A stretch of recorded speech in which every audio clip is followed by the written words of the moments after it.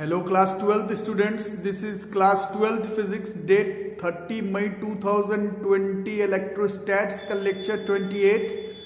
पिछले कुछ दिनों से हम लोग गॉस थ्योरम पढ़ रहे हैं। जिन्होंने वीडियो देखा है उन लोगों को बताया गया है कि Gauss theorem is considered as one of the toughest topic in class 12th physics. Toughest के साथ साथ लॉन्गेस्ट भी है।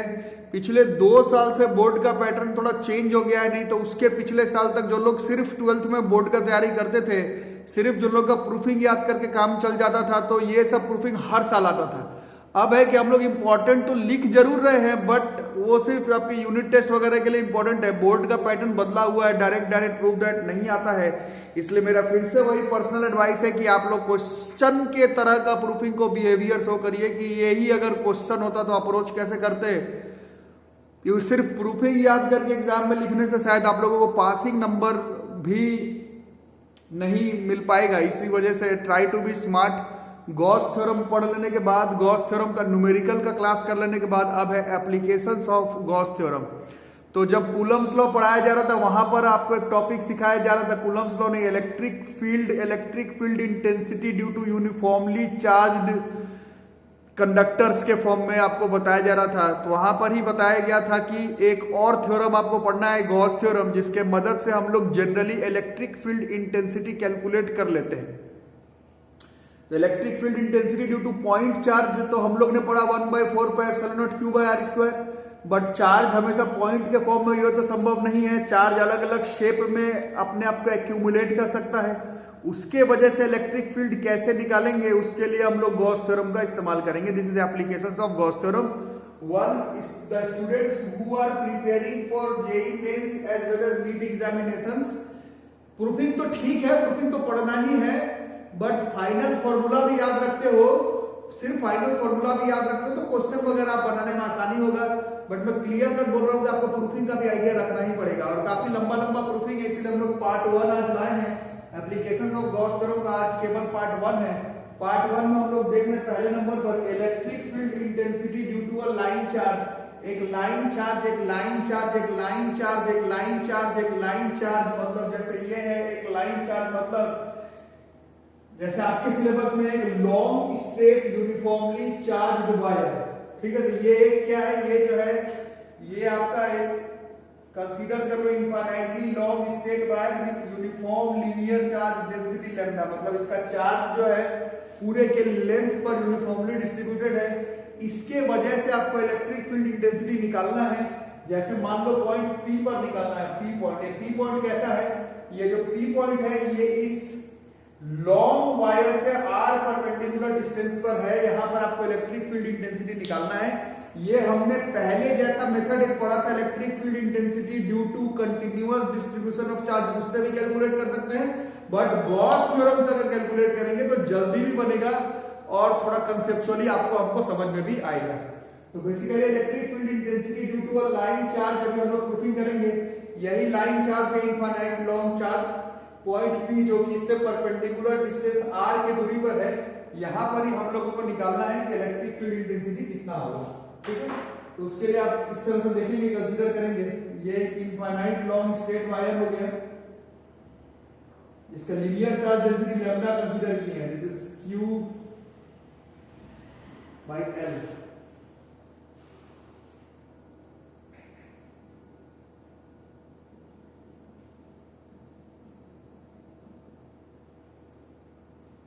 ठीक है, ये बहुत लंबा इनफाइनाइटली लॉन्ग है, काम के लिए भी लिखिए, वैसे ये इनफाइनाइटली लॉन्ग है। इसका लेंथ कुछ ले लेते हैं, take it as L।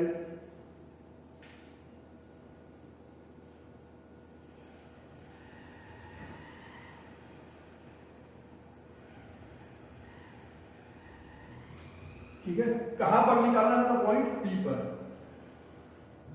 P point पर। ठीक है, ये P पॉइंट कहां पर है, इससे कितने दूरी पर है, ये P पॉइंट जो है यहां से ये R दूरी पर है। जो P पॉइंट है बॉस, ये यहां से R दूरी पर है। ठीक है, अब यहीं पर कॉन्सेप्ट है, गॉस थ्योरम लगा रहे हो तो किसका जरूरत पड़ेगा बच्चों, गॉसियन सरफेस का। जिन्होंने लेक्चर पढ़ा है 26 में बताया गया था गॉसियन सरफेस, क्लोज्ड सरफेस। ऐसा लेना है कि हर वो पॉइंट P उस लाइन चार्ज से बिल्कुल एक जैसा इलेक्ट्रिक फील्ड इंटेंसिटी का बिहेवियर शो करे। तो यहां पर आपको गॉसियन सरफेस सोचना पड़ेगा। तो ये पॉइंट P जो है वो इस A पॉइंट के लिए यहां पर होता, इसके लिए यहां पर होता, यहां पर होता, यहां पर होता, यहां पर होता, यहां पर होता, यहां पर होता, यहां पर होता, नीचे भी तो हो सकता है, यहां पर होता, यहां पर होता, यहां पर होता, यहां पर होता, यहां पर होता, यहां पर होता, यहां पर होता, यहां पर होता, इस तरह से। ठीक है, अब गॉसियन सरफेस क्लोज्ड सरफेस होता है, closed surface, closed surface, closed surface. तो फिगर को क्लोज करने के लिए हमने यहां पर इस गॉसियन सरफेस को सिलेंड्रिकल मान लिया इस तरह से, और कोई शेप इसमें पॉसिबल नहीं हो पाएगा। तो ये जो डॉटेड लाइन से बनाया गया यही हमारा गॉसियन सरफेस है, जो डॉटेड लाइन से बना दिया गया यही हमारा गॉसियन सरफेस है। जो डॉटेड लाइन है this is our Gaussian surface.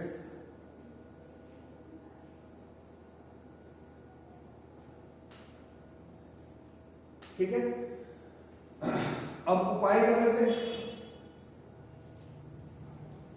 ठीक है, यहां पर जैसे जो लोग गॉस थ्योरम पढ़े हैं, यहां पर हम लोग एक एरिया मान लेंगे ds। इस ds पर एरिया वेक्टर है सामने की तरफ, this is ds vector.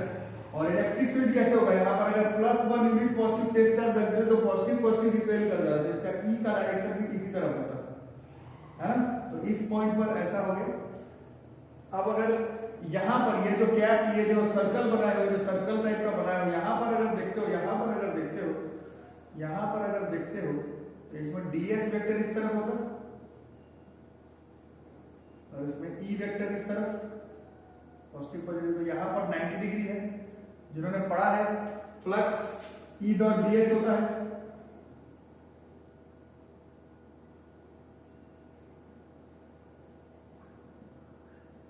Flux बराबर E डॉट ds होने की वजह से, फ्लक्स बराबर E डॉट ds होने की वजह से ये E ds, ये cos 90 होने की वजह से फ्लक्स का कंट्रीब्यूशन यहां पर नहीं होगा, फ्लक्स इसके वजह से कंट्रीब्यूट नहीं होगा। तो ये जो फ्लक्स का कंट्रीब्यूशन है केवल इसके कर्व्ड सरफेस एरिया पर ही आएगा। यहां पर अगर लेते हो ds,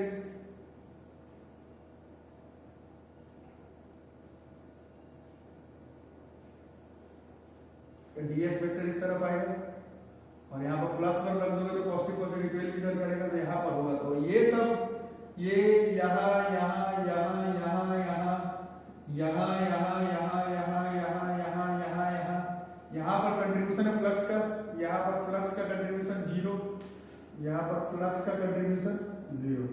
ठीक है, और ये R था, तो दिस इज R,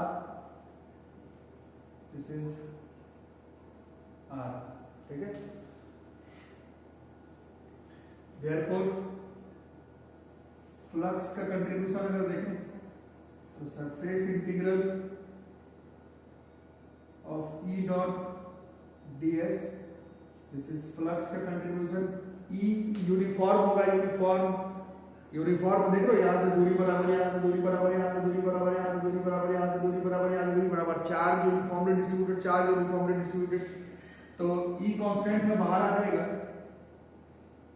तो ds का इंटीग्रेशन करेंगे तो s आएगा, मतलब यहां पर थोड़ा इससे उड़ गया, this is E ds cos 0। देखो जहां E उधर ही ds, जहां E उधर ही ds, जहां E उधर ही ds, जहां E उधर ही ds, सरफेस इंटीग्रल ऑफ केवल E ds हो जाता है। ठीक है, so this flux total is E ds का integration s is surface area. कौन सा एरिया आ रहा है यहाँ पर बच्चों, बताओ यहाँ पर कौन सा एरिया आ रहा है, यहाँ पर कौन सा एरिया आ रहा है। जो लोग मैथ्स जानते हैं, यहाँ पर एरिया, सिलेंडर आप लोग 9th क्लास में पढ़े थे, cylinder has 3 areas, curved surface area, total surface area, है ना, और सिर्फ ये जो सर्कल है उसका एरिया। तो देख रहे सर्कल का कंट्रीब्यूशन है नहीं, सर्कल का कंट्रीब्यूशन अगर हटा दो, एक सिलेंडर में सर्कल का कंट्रीब्यूशन हटा दो, जो एरिया आता है वो कर्व्ड सरफेस एरिया आता है। तो यहाँ पर ये जो ds का इंटीग्रेशन जो s होगा वो सरफेस एरिया होगा, बट कौन सा सरफेस एरिया होगा बच्चों, तो कर्व्ड सरफेस एरिया होगा। और curved surface area of cylinder is 2 pi r l। ये जो s है वो कर्व्ड सरफेस एरिया होगा। ठीक है, क्यों कर्व्ड सरफेस एरिया होगा, क्योंकि सर्कल का कंट्रीब्यूशन नहीं है। ठीक है, अब यहां पर लिखेंगे, देखता हूं व्यू में आ रहा है कि नहीं आ रहा, तो साइड में मैनेज करना पड़ेगा।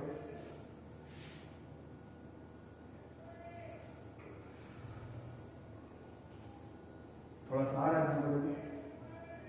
तो ये फ्लक्स टोटल बराबर आया बच्चों E 2 पाई R L।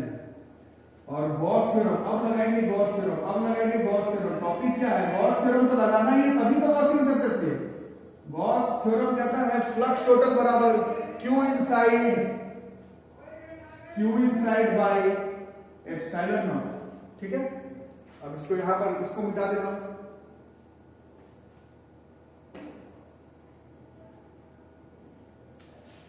ठीक है, तो E into 2 pi R L, this is Q inside by epsilon naught. ठीक है, therefore electric field intensity is Q by 2 pi R L into epsilon naught. ये हो गया।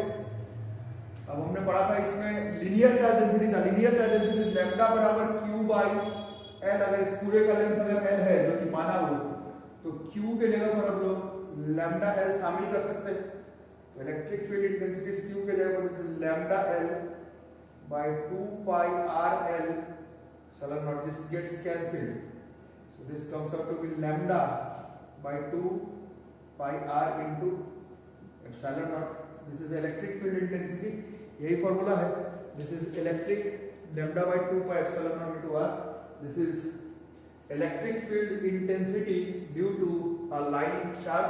और इसका डायरेक्शन देख रहे हो किस तरफ आ रही है? इधर देखोगे तो ऐसे, इधर देखोगे तो ऐसे, इधर देखोगे तो ऐसे, इधर देखोगे ऐसे, इधर देखोगे ऐसे, इधर देखोगे ऐसे। दिस इज रेडियली, मतलब रेडियस के तरफ आउटवर्ड्स, रेडियली आउटवर्ड्स। तो ये जो आंसर आ रहा है this is electric field intensity, direction is radially outwards.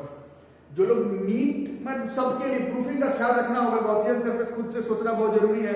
कल के क्लास में आपने देखा था कैसे एक न्यूमेरिकल था जो कि सबसे इंपॉर्टेंट क्वेश्चन था, जिसको गॉसियन सरफेस क्यूब खुद से कंसीडर करना पड़ रहा था। सिर्फ प्रूफिंग ही नहीं, गॉस थ्योरम का न्यूमेरिकल बनाते समय भी कई बार गॉसियन सरफेस खुद से सोचना पड़ जाता है। इसलिए प्रूफिंग फॉर्मूला के साथ साथ थोड़ा एक कॉन्सेप्चुअली भी एनालाइज करना गॉस थ्योरम को जरूरी है आपके मेरे लिए। ठीक है, इसको लिखो।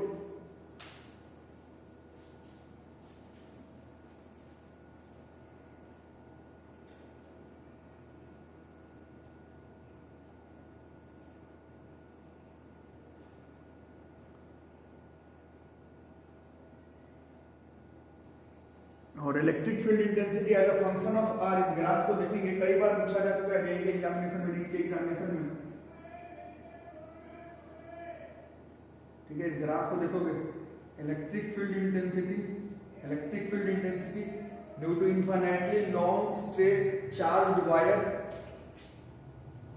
का आर के साथ अगर ग्राफ बनाना हो, आर मतलब परपेंडिकुलर डिस्टेंस है, इससे रेडियली कितना परपेंडिकुलर डिस्टेंस है। तो देखो ये कांस्टेंट है, 2 कांस्टेंट है, पाई कांस्टेंट है, एप्सिलॉन नॉट कांस्टेंट है। तो this E is inversely proportional to R। तो जैसे जैसे R बढ़ाएंगे तैसे तैसे E का वैल्यू घटेगा। ये कभी टच नहीं होगा, ऊपर भी कहीं पर ये टच नहीं होगा, ऊपर भी टच नहीं होगा। इस तरह से ग्राफ आपको बनाना है। ये E और R के बीच का ग्राफ है। Electric field intensity due to a line charge.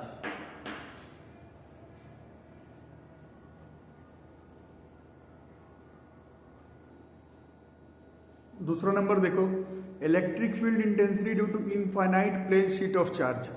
तो ये जो ग्रीन कलर वाला दिख रहा है, ये कंसीडर है infinite plane sheet of charge having surface charge density sigma.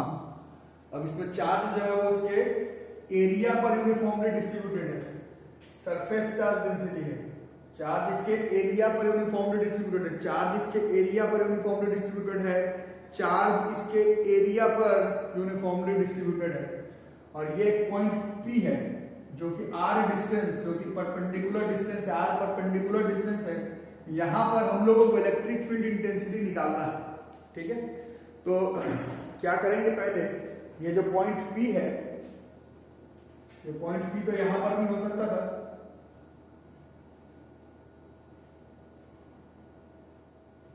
ठीक है, अब यहां पर हम लोग एक गॉसियन सरफेस बनाने का ट्राई करते हैं।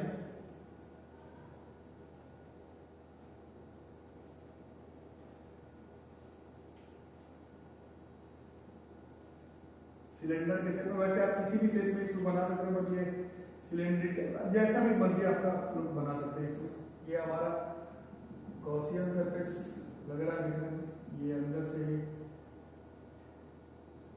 यूनिफॉर्म होना चाहिए। गॉसियन सरफेस बनाते समय इलेक्ट्रिक फील्ड इंटेंसिटी यूनिफॉर्म का काम रहता है, तो this dotted line is our Gaussian surface.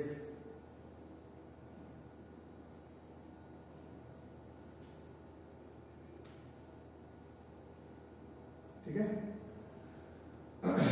तो यहां पर अगर एक छोटा सा एरिया लेते हैं ds है ना, तो इसका एरिया वेक्टर है सामने की तरफ, दिस इज ds वेक्टर, और यहाँ पर +1 यूनिट टेस्ट टाइप पुट करके तो पॉजिटिव पॉजिटिव रिपेल कर जाता है, तो इसका e का डायरेक्शन भी इस तरफ है, यहाँ पर e इस तरफ ds इस तरफ, e इस तरफ ds इस तरफ, e इस तरफ ds इस तरफ। फिर से यहाँ पर अगर कंसीडर करते छोटा सा सरफेस एरिया ds, इस ds का एरिया वेक्टर इस तरफ, और यहाँ पे +1 पुट करते तो ये positive positive positive positive positive positive repel कर देता। इसका इलेक्ट्रिक फील्ड का डायरेक्शन भी इस तरफ, तो इसका इलेक्ट्रिक फील्ड डायरेक्शन इस तरफ, ds इस तरफ, इलेक्ट्रिक फील्ड का डायरेक्शन इस तरफ, ds इस तरफ। और कहीं कंसीडर करते हैं यहाँ पर, इसका ds ऐसे ऊपर की तरफ, बट ये पॉजिटिव 1 पुट करते तो positive positive positive positive positive positive repel इस तरफ कर देता, यहाँ पर एंगल 90 डिग्री बन जाता। उस तरह से अगर यहाँ कंसीडर करते ds इस तरफ पॉजिटिव पॉजिटिव रिपेल करता तो इलेक्ट्रिक फील्ड इंटेंसिटी इस तरफ, तो ये 90 डिग्री। तो लोग रेगुलर क्लास कर रहे हैं, फ्लक्स E और A के बीच में ds के बीच में अगर 90 डिग्री का एंगल बने तो वहां पर फ्लक्स का कंट्रीब्यूशन नहीं होता, तो यहाँ पर फ्लक्स का कंट्रीब्यूशन नहीं है, यहाँ पर फ्लक्स का कंट्रीब्यूशन नहीं है। ये जितना भी बड़ा गॉसियन सरफेस मानो, इसका एरिया का कुछ मान लेते हैं, एरिया कुछ आएगा ना, ये ऐसे कैप जैसे जितना भी माने उसका एरिया कुछ आएगा, ये मान लेते हैं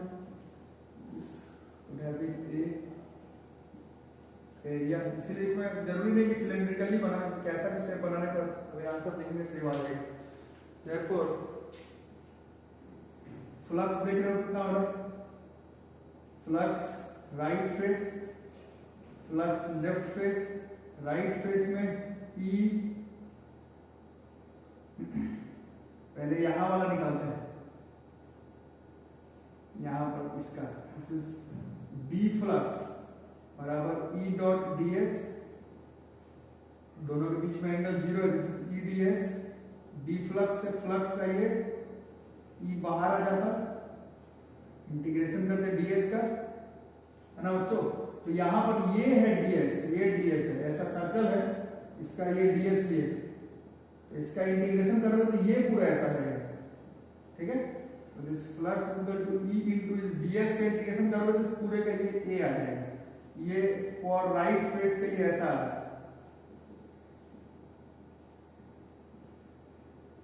ठीक है, फ्लक्स राइट फेस के लिए। वैसे अगर लेफ्ट फेस के लिए देखें, यहां पर लेफ्ट फेस है, इसमें भी अगर करोगे तो फ्लक्स लेफ्ट फेस ये E A ही आ जाएगा, इन दोनों का कंट्रीब्यूशन नहीं। Flux is a scalar quantity, flux is a scalar quantity, flux is a scalar quantity, तो डायरेक्शन का कोई मतलब नहीं है। Flux due to right side, flux due to left side, so this is like EA EA, this is twice of EA, ठीक है। अब थोड़ा शामिल करेंगे गॉस थ्योरम को, क्योंकि टॉपिक तो गॉस थ्योरम पढ़ रहे हो। गॉस थ्योरम को जैसे ही शामिल करोगे, गॉस थ्योरम को जैसे ही शामिल करोगे तो फ्लक्स बराबर क्या होता है, Q inside by epsilon naught, this is Q inside upon epsilon naught, therefore 2EA is equal to Q by epsilon naught, therefore 2EA is equal to, अब Q के जगह पर यहाँ पर सिग्मा इंटू A लिख सकते हैं, this is sigma into A by epsilon naught, this area gets cancelled, इसीलिए इस एरिया का काम नहीं था। आप ये गॉसियन सरफेस, सिलेंडर, क्यूब ही ले सकते थे, मतलब तो ये एरिया कट जा रहा है, तो ये इसका एरिया क्या आ रहा है उससे फर्क नहीं पड़ेगा, वो एरिया गेट्स कैंसिल्ड हो जा रहा है। यहाँ से हमारा electric field intensity is comes out to be sigma by twice epsilon naught, और क्लियर कट है ये आंसर दोनों चीज से इंडिपेंडेंट है, इंडिपेंडेंट ऑफ आर। कितने परपेंडिकुलर डिस्टेंस पे निकाला था उससे कोई मतलब ही नहीं, आंसर में तो आर आया ही नहीं। और ये जो एरिया बन रहा था, जो गॉसियन सरफेस का कैप का जो एरिया बन रहा था, electric field intensity due to infinite plane sheet of charge E बराबर सिग्मा बाय एप्सिलॉन नॉट का ये है। इस पर कई बार जेईई के एग्जामिनेशन में ग्राफ पूछा गया है। ग्राफ कैसे बनेगा? R के साथ E का, जैसा अभी पिछले केस में बना है, इसमें बनेगा ही नहीं क्योंकि R पर डिपेंडेंट ही नहीं है। Electric field intensity due to infinite plane sheet of charge R पर इंडिपेंडेंट है। इसको नोट करो।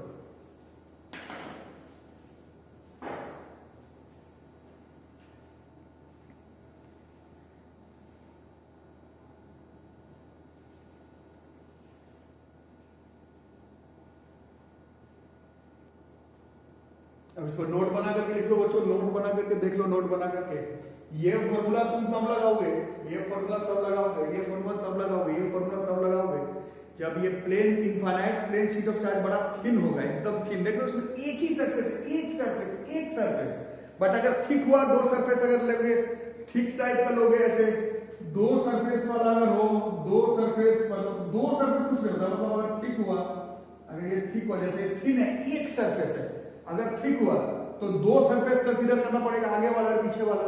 तो ये सिग्मा बाय 2 एप्सिलॉन नॉट और एक और सिग्मा बाय 2 एप्सिलॉन नॉट, तो 2 times of sigma by epsilon not, जो कि सिर्फ सिग्मा बाय एप्सिलॉन नॉट हो जाएगा, है ना। अगर ये thick infinite plane sheet of charge होगा तो this electric field intensity will be sigma by epsilon naught, और थिन होगा मतलब कुछ नहीं